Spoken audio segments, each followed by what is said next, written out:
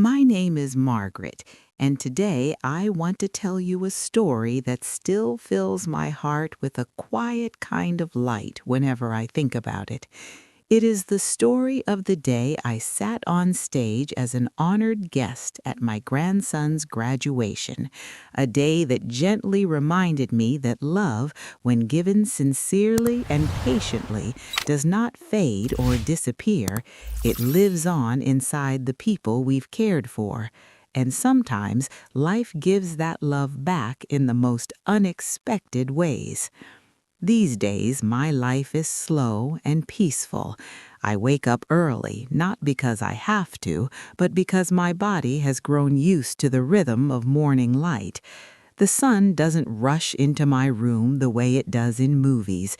Instead, it slowly spills in through the curtains, creeping across the floor, touching the furniture one by one, like it's greeting every corner of the room before finally reaching me. I always sit in the same chair, the one near the window.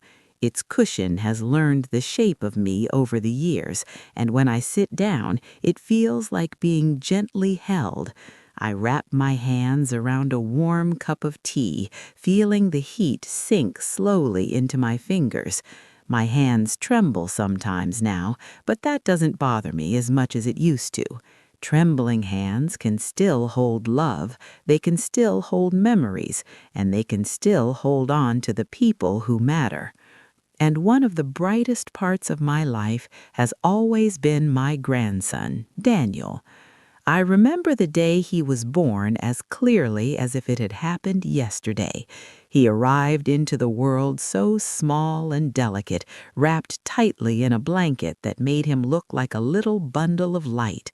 When the nurse placed him in my arms, I looked down at his tiny face and felt something expand quietly inside me, a deep, steady love, not dramatic, not loud, just warm and certain, almost like my heart whispered to itself, "As long as I am alive, you will never face the world alone." From that day on, Daniel became a soft, steady glow in my life. When he was little, I helped take care of him while his parents worked. I didn't see it as a duty, I saw it as a blessing. We spent long afternoons together filled with crayons, picture books, snack crumbs, and laughter. Sometimes we baked, or at least we tried to. He always wanted to stir the bowl, even though more flour ended up on the counter, on the floor, and occasionally on both of us, but we laughed more than we worried about the mess. At night, when he stayed with me, I tucked him into bed and sat beside him until he slept. Sometimes he told me about his day, his small victories, small fears, small discoveries. Other times his little voice simply faded into sleep mid-sentence, and I would sit there for just a few more moments, watching him breathe softly, wondering how something so small could hold so much promise. And every night when I left the room, I whispered to him, even if he was already asleep, "You are loved, you are capable, and one day you will do wonderful things." Maybe he heard me, maybe he didn't, but love has a way of finding its way into the heart one way or another. Years passed, the way years always do, slowly at first, then suddenly you look up and realize that the little boy who once held your hand has grown taller than you. Daniel's legs grew longer, his voice deepened, and his world stretched beyond childhood into something bigger and more complicated. And I grew older. My steps softened, my body slowed, my days became quieter. That is something people don't always talk about, the quiet that arrives with age. It's not always sad, sometimes it's comforting, but there are moments when that quiet becomes heavy and you wonder whether you are slowly fading into the background of everyone else's life. You love them, they love you, but the world spins faster for them now than it does for you. There were times I wondered whether I still mattered in the same way, whether my presence still made a difference, whether the world would notice if I slowly slipped into silence. But Daniel, he never let me stay in that thought for long. He visited me regularly, not out of obligation, but out of love. Sometimes he brought groceries, sometimes small gifts, sometimes nothing at all except his presence. We would sit at my kitchen table sipping tea, talking about his life, his plans, his worries, his dreams, and sometimes we didn't talk much at all. We just sat together surrounded by a comfortable silence that didn't need to be filled.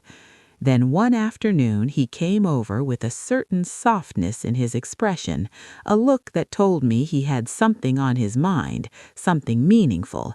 He sat at the same old kitchen table that had witnessed years of meals and memories, reached out gently, and took my hand. "Grandma," he said in a voice that was both steady and emotional, "my graduation ceremony is coming soon." I smiled. Of course, I wouldn't miss it. But he shook his head slowly. "No, not just to attend," he said softly. "I want you on the stage as my honored guest." For a moment, I wasn't sure if I had heard him correctly. "On the stage?" I whispered. He nodded, eyes glistening a little. "You've always believed in me," he said. "You helped raise me. You encouraged me when I didn't believe in myself. Everything I've achieved, you're part of that, and I want to honor you." Those words didn't just touch me, they wrapped around my heart like a warm shawl on a cold evening. Because when we grow older, we don't expect to be celebrated anymore. We don't expect to be lifted up. Most of the time, we simply hope not to be forgotten. But Daniel wasn't just remembering me, he was honoring me. And that is one of the greatest gifts love can ever give. The morning of the ceremony arrived softly, the way meaningful days often do. The sky outside my window looked calm, neither too bright nor too dark, as if the world itself understood that this day needed to be gentle. I took my time getting ready, not out of vanity, but out of respect for the moment.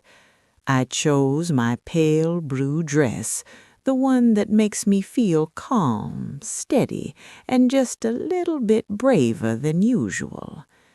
I brushed my silver hair slowly, smoothing it down with careful hands. As I looked at my reflection in the mirror, I saw the lines on my face, lines made not by time alone, but by laughter, worry, hope, loss, and love. And I thought to myself, these lines have lived, and that is something to be grateful for. When Daniel arrived to pick me up, he looked so handsome, so grown, standing there in his graduation gown with that mix of excitement and nervousness in his eyes. But when he looked at me, his expression softened. He took my hand with a tenderness that made my heart swell. "Ready, Grandma?" he asked. I smiled. "As ready as I'll ever be."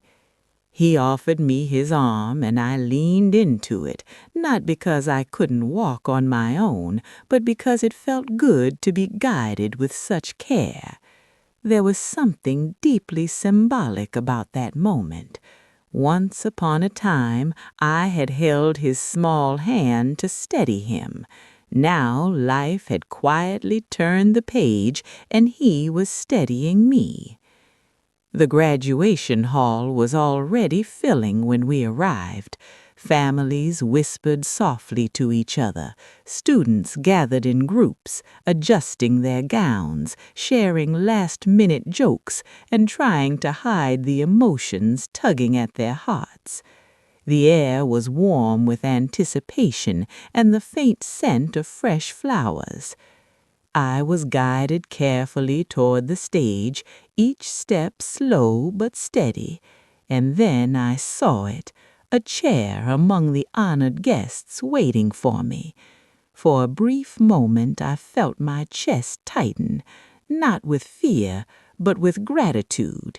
I had not expected this. I had not asked for this.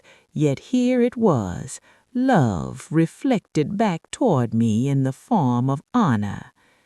When the ceremony began, the principals spoke about dreams, perseverance, and the journey ahead. But my thoughts were floating between past and present. I thought about the little boy who once stubbornly refused to nap without his favorite stuffed toy. I thought about scraped knees, school projects, and nights spent whispering to him that he was capable, even when life felt bigger than him. And then they said my name. They didn't speak of me as a burden of age, or as an afterthought, or as a silent background figure. They spoke of me as part of Daniel's story, as someone who had helped shape a life, as someone who mattered. The applause that followed washed over me like a warm tide. I didn't wave, I didn't stand. I simply placed my hand over my heart and breathed in the moment. Because sometimes gratitude doesn't need grand gestures. Sometimes it just needs a quiet heart and a few tears that fall softly without asking permission. When Daniel's name was finally called, the hall seemed to glow a little brighter. He walked across the stage with steady footsteps, not rushing, not shrinking, simply present in the moment. But before accepting his diploma, he turned toward me and crossed the stage. He wrapped his arms around me gently, carefully, and for a moment the hall, the people, the noise, everything faded. There was only me and the little boy who had grown into a man, telling me without words that I had been part of his journey. He whispered, "Thank you for always believing in me." And I whispered back, "Thank you for letting me." Because love is not a one-way road. It flows back and forth, sometimes quietly, sometimes unexpectedly, but always faithfully. After the ceremony, people approached me with warm smiles. Some shook my hand, some simply nodded respectfully. A few told me that they hoped their children would grow up to honor them in the same way. And I realized something profoundly comforting. Growing older does not erase our place in the world. It simply changes its shape. We may not run as fast. We may not work as long. We may not fill our days with constant activity. But our presence, our love, our quiet support still matters. Later that evening, when the celebrations had quieted down, Daniel and I sat together, just the two of us. No stage, no applause, no speeches, just a grandmother and her grandson sharing a moment as soft as candlelight. "I hope I made you proud today," he said. I took his hand the same way I used to when he was small. "My dear," I said gently, "you've been making me proud since the day you were born." We sat there in comfortable silence, and I thought about life, about how it takes and gives, changes and reshapes, opens doors and closes others. And yet through all of that, love remains the most constant thread. You see, we don't have to do extraordinary things to leave a mark.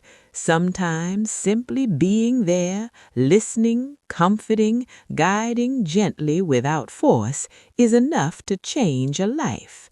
And that is what I want anyone listening to my story to remember.